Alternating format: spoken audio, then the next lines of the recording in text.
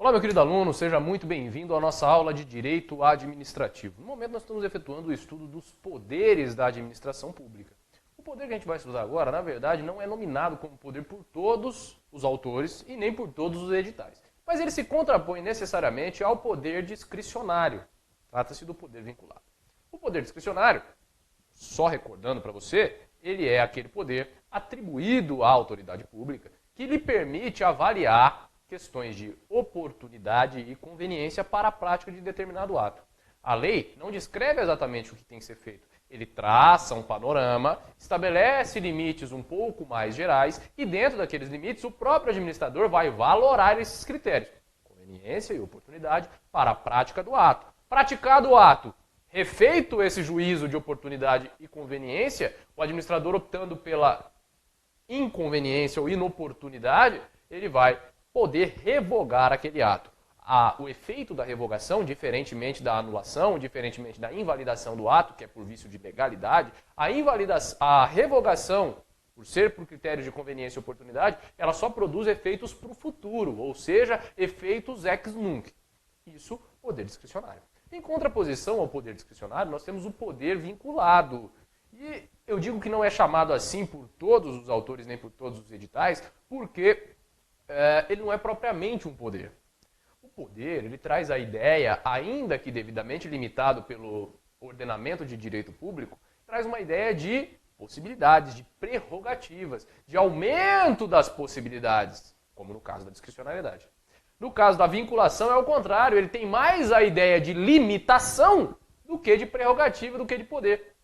Por quê? Porque a lei traz todos os elementos necessários, traz todos os requisitos e, preenchidos aqueles requisitos, não resta outra solução, outra alternativa para o administrador, para o agente público, que senão conceder aquele determinado ato, praticar ou dar uma decisão positiva naquela situação. Vou dar um exemplo. No caso de discricionariedade, por exemplo, além das possibilidades de hospitais, escolas, que é um exemplo que me vem à cabeça primeiro e que é o que eu mais uso, tem um caso do meu trabalho. Eu sou procurador da Fazenda Nacional e a lei estabelece que, no caso de parcelamento de dívida tributária, o parcelamento de dívida inscrita em dívida ativa da União, que já tenha leilão marcado na execução fiscal, ele vai ser submetido à apreciação discricionária do procurador da Fazenda. Então o cara é devedor num processo meu, que eu estou representando a União. Estou executando e vou levar o carro dele a leilão. Na véspera do leilão, o cidadão bate lá na procuradoria e fala que parcelou o débito. Nessa situação, eu, agente público, vou verificar se é oportuno ou conveniente para a Fazenda suspender o leilão e conceder o parcelamento para ele. Por quê? Porque pode ser mais vantajoso para o interesse público que o carro dele vá a leilão. Porque esse cara já fez isso outra vez. Veio aqui, parcelou, pagou a primeira parcela, parou de pagar e sumiu com o carro. Opa! Oportunidade de conveniência de se manter esse leilão, vou indeferir o seu parcelamento e tocar o leilão para frente e vender teu carro. Isso é um exemplo de discricionariedade. No caso da vinculação, por exemplo, não havendo leilão marcado, o cara vai e parcela o débito. Parcela pela internet, da casa dele. Hoje é assim. Parcelado o débito do cara pela internet, sem que tenha sido marcado nenhum leilão, não há outra solução para o procurador da Fazenda que atua no processo, senão suspender a execução. Por quê? Porque o crédito tributário está suspenso, não se pode promover mais nenhum ato de cobrança. Um ato é discricionário. Eu avalio, de acordo com a conveniência e oportunidade da situação, se vai ser concedido aquele ato, aquele parcelamento ou não. E no outro não me cabe nenhuma solução. É o tipo de situação própria das licenças, como a licença para dirigir veículo automotor. Você demonstrando para a autoridade de trânsito, demonstrando para o DETRAN do seu estado, que você preenche todos os requisitos estabelecidos pela legislação de trânsito, ele não pode simplesmente negar o seu direito de dirigir. Ele tem a obrigação de lhe conceder a sua CNH. Isso é um ato vinculado. Então, o ato vinculado, decorrente desse suposto poder vinculado.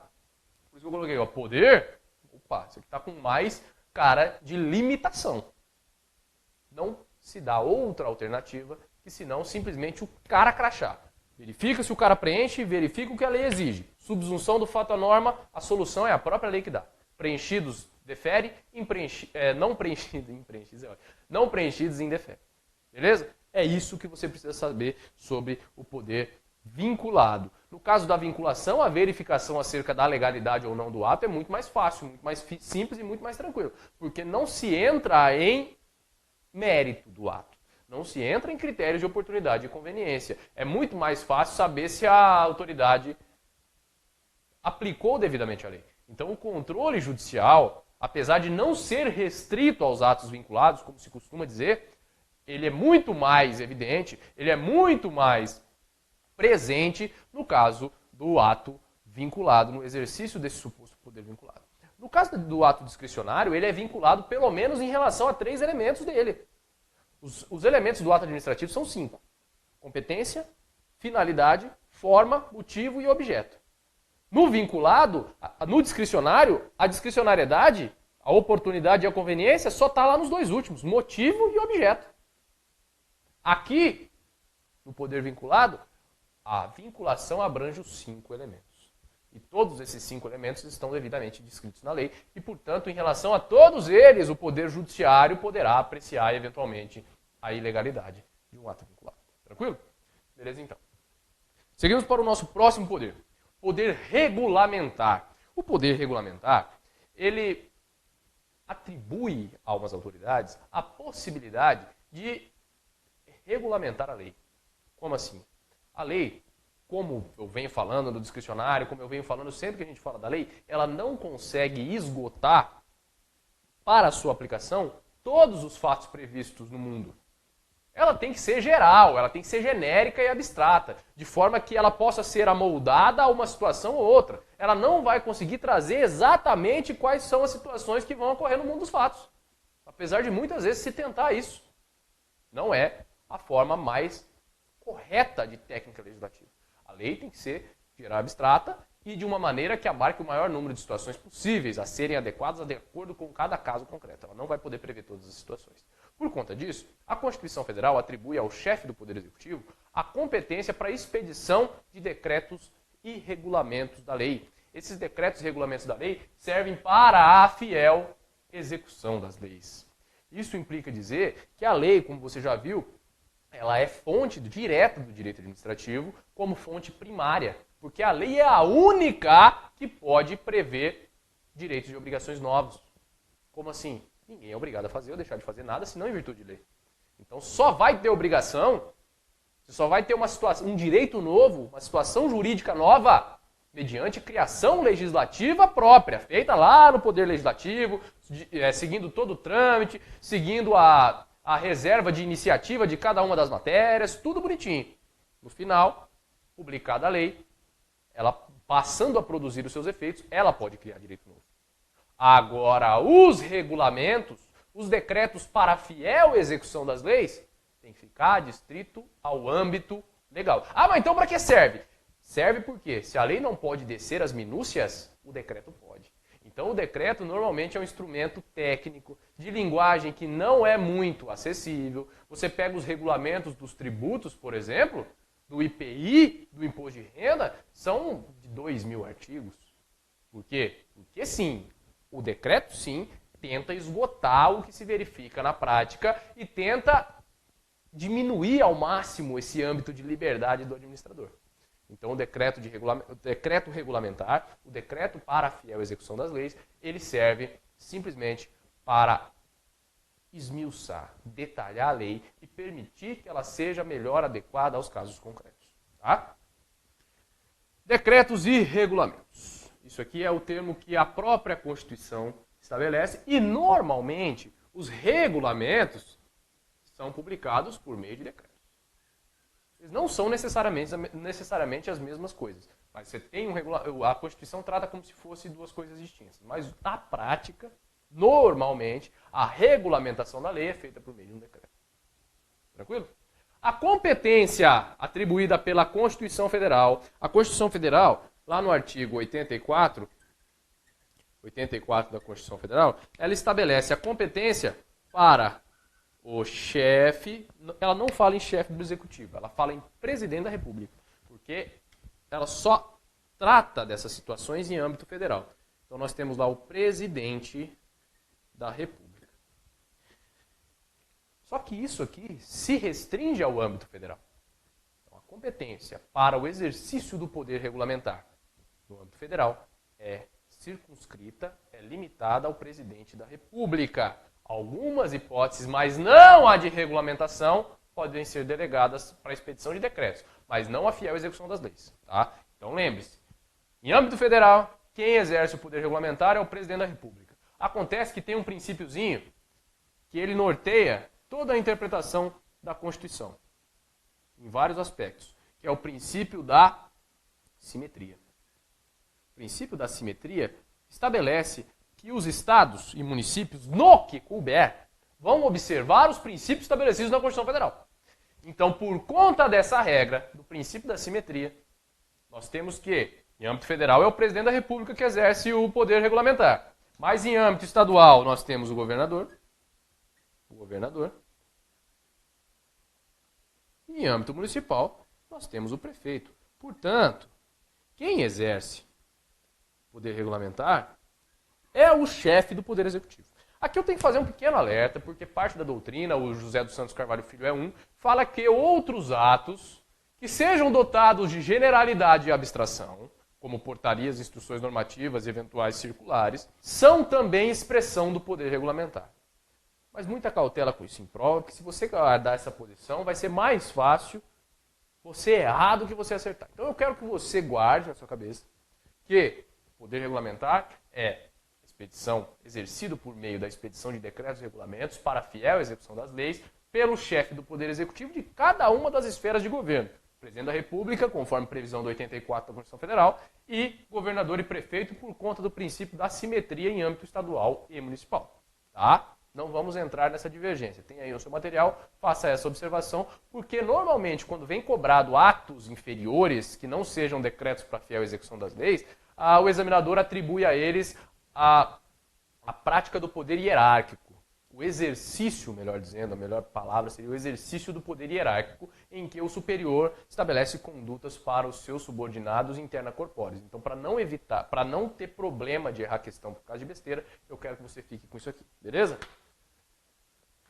Aqui estão, tudo que eu estou falando até agora, tudo que a gente está tratando até aqui, se refere aos decretos de execução, os decretos executivos, decretos para a fiel execução das leis. E como eu disse, esses decretos devem ficar no âmbito da legalidade. É óbvio que ele não pode se restringir a reproduzir os termos da lei. Ele tem que trazer minúcias em relação a essa lei. Como, por exemplo, nós temos o decreto que regulamenta a Lei 10.826, que é o Estatuto do Desarmamento, que estabelece lá quais são as armas que são permitidas, de uso permitido, quais são as armas de uso proibido, que estabelece os requisitos, os documentos que são... Tudo isso dentro da lei. A lei fala quais são os requisitos que têm que ser cumpridos, o decreto vem e fala, opa, para cumprir esse requisito que a lei falou, você tem que me trazer esse documento. No caso do regulamento da Previdência Social, o decreto 3.000 de 99, que regulamenta as leis 8.212 e 8.213, nós temos uma situação bastante semelhante.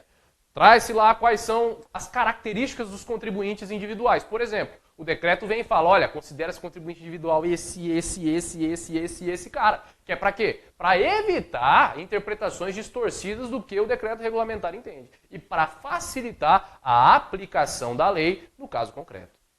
Beleza? Então, os decretos são decretos executivos, tá? Estamos tratando só de decretos executivos, e já vai entender por que eu estou nominando. São normas secundárias. Normas secundárias não podem criar direito novo. Se um decreto vier a criar direito novo, ele sofre de vício de ilegalidade. Se ele não tiver lei que esteja regulamentando, vai ser possível, inclusive, discutir a sua constitucionalidade, porque na hipótese nós vamos ter um verdadeiro decreto autônomo. O decreto autônomo está na próxima tela aqui, ó, tá? Ó, já vou tratar com você o decreto autônomo, mas vamos ficar aqui por enquanto. Então são normas secundárias e devem estar circunscritos aos limites da lei e simplesmente esmiuçar essa lei para que ela seja melhor aplicada. Então está aqui, fiel execução das leis está aqui embaixo. Essa atividade de exercício pelo Poder Executivo, pelo chefe do Poder Executivo, ela é indelegável. Isso aqui está previsto lá no artigo 84, parágrafo único da Constituição Federal. O parágrafo único, na verdade, ele estabelece a delegabilidade de algumas outras hipóteses tratadas por decreto pelo presidente da República, que pode ser delegada para os ministros de Estado, para o Procurador-Geral da República e para o Advogado-Geral da União. Só que dentro dessas hipóteses não está a expedição de decretos regulamentares para fiel da execução das leis. Então, somente quem pode é o presidente da República e, portanto, trata-se, em razão dessa indelegabilidade, de competência exclusiva. Lembre-se, ou melhor, saiba, exclusiva. Competência privativa e competência exclusiva. É chamada de competência exclusiva aquela que não é passível de delegação. A competência privativa, por seu turno, é passível de ser delegada para outros, para os subordinados da autoridade em que é permitido. Tá? Então, o caso, expedição de decretos para fiel execução das leis, é competência exclusiva do chefe do Poder Executivo, ele não pode delegar. E o regulamento autorizado, aqui nós temos uma seguinte situação. Tá? A lei, vou falar primeiro, eu escrevo depois. A lei emanada do Poder Legislativo, bonitinha, lei formal, estabelece nela mesma a obrigação de que, para que seja aplicada, haja um regulamento. Olha só, a lei vem e exige. Diante disso, eu tenho que te fazer um alerta. Não são todas as leis que fazem isso. Aliás, a maioria delas não faz. E para que essas leis que não autorizam um regulamento, que não exigem um regulamento explicitamente, nós não precisamos desse regulamento para que ela produza normalmente seus efeitos. A lei é execuível desde já. Ela já emana os seus efeitos.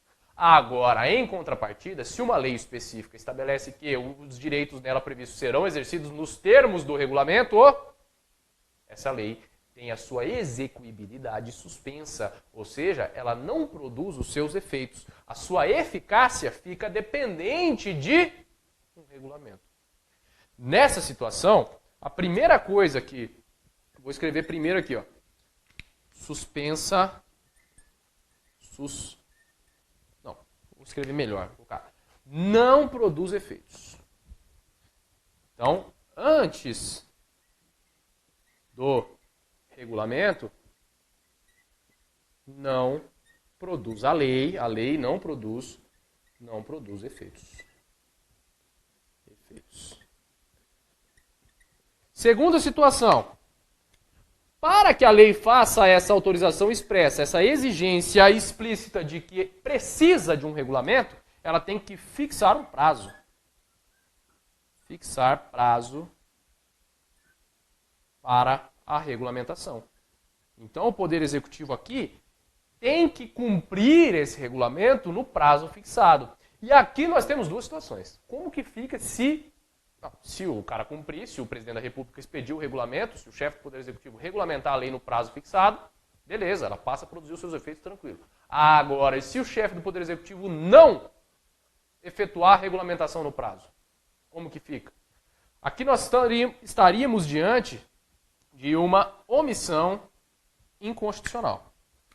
Omissão inconstitucional. E eu já vou te contar por que essa omissão é inconstitucional. Porque nós não podemos limitar o exercício do Poder Legislativo por conta de uma omissão do Poder Executivo. Como assim? Assim. O Poder Legislativo faz a lei e passa para o Executivo regulamentar. Se o regulamento não é expedido no prazo, a atividade do Poder Legislativo fica completamente dependente de um ato do Executivo para que venha produzir os seus efeitos. O Executivo escolhe se a lei vai entrar em vigor ou não, se ela vai passar a produzir os seus efeitos ou não, melhor dizendo. Então, não pode ficar a cargo do Executivo tamanho poder para definir se a lei vai produzir efeito ou não. Por conta disso, por conta da superação do prazo, essa omissão se torna inconstitucional e a lei passa a produzir todos os seus efeitos. Produzir efeitos. Entendeu? A lei exige o regulamento para que produza os seus efeitos, para que seja aplicada na prática e tem que fixar um prazo. Tem que fixar um prazo para que o regulamento seja expedido. Poder Executivo expedindo o regulamento, a lei vai ser normalmente aplicada, não há problema nenhum. O problema é quando ele não expede no prazo. Superado o prazo, a omissão do executivo em regulamentar a lei passa a ser uma omissão inconstitucional, pois a atividade legislativa fica completamente dependente da vontade do executivo. E isso não é possível. Diante dessa omissão inconstitucional, é que a lei, superado o prazo fixado para o executivo, passa a produzir todos os seus efeitos normalmente. Beleza? Isso só funciona para os decretos que são expressamente autorizados, ou melhor, expressamente exigidos pela lei. Aqui nós falamos de decreto de execução, decreto regulamentar, que tem a sua função de explicitar os termos legais. Ele fica adstrito aos termos da lei e, portanto, é uma norma secundária. Agora, nós temos o chamado decreto autônomo. O decreto autônomo, quando Eli Lopes Meireles, por exemplo, trata do decreto autônomo, ele entendia possível essa situação no caso de lacuna da lei. A lei não falava nada e o decreto vinha e trazia aquela situação. Mas isso não é possível no ordenamento jurídico brasileiro atual, diante do teor da Constituição Federal de 88. E na redação original da Constituição Federal de 88, também nenhum autor entendia possível a expedição de decretos autônomos pelo Executivo. Por quê? Porque a expedição de decreto autônomo implica em criação de direito novo. E criação de direito novo por decreto é contrário ao princípio da legalidade. Isso afronta, inclusive, a separação dos poderes do artigo 2º da Constituição Federal. O Executivo não cabe legislar, o Executivo cabe executar leis. E essa tarefa é típica do Legislativo. No entanto, a Emenda Constitucional 32 de 2001 veio e alterou o artigo 80, entre outros dispositivos, o artigo 84 da Constituição Federal. E a partir dali criou-se uma discussão acerca da implementação no sistema jurídico nacional de decretos autônomos. Em linhas gerais, o que prevalece é a situação de que nós temos hoje decretos autônomos, ou seja, que podem tratar de situação que não seja veiculada em lei, só que nas estritas hipóteses trazidas pelo artigo 84 da Constituição Federal. Não é livre, pelo contrário, é extremamente restrita. Então o Presidente da República pode hoje expedir decretos autônomos nessas situações. As situações previstas no inciso 6 do artigo 84, em que compete ao Presidente da República dispor, mediante decreto, sobre a organização e funcionamento da administração federal, quando não implicar em aumento de despesa, nem criação ou extinção de órgãos públicos, e B, extinção de funções ou cargos públicos quando vagos. Então, o Presidente da República aqui, cargo e função são criados por lei. Pelo princípio do paralelismo das formas, você tem que observar o mesmo instrumento que criou para extinguir. E a Constituição Federal, e só pode porque é a própria Constituição que previu, estabeleceu que os cargos e funções, veja que não tem órgãos, veja que não tem entidades, e essa diferença gosta de ser explorada em prova. Funções ou cargos quando vagos. Não pode estar sendo ocupado por ninguém.